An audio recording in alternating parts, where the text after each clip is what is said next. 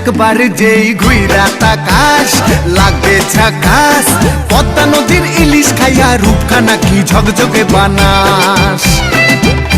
একবার যেই ঘুইরা তাকাস লাগে ঝাকাস, পদ্মা নদীর ইলিশ খাইয়া রূপখানা কি ঝকঝকে বানাস। ও লালা হো, ও লালা হো, ও লালা হু।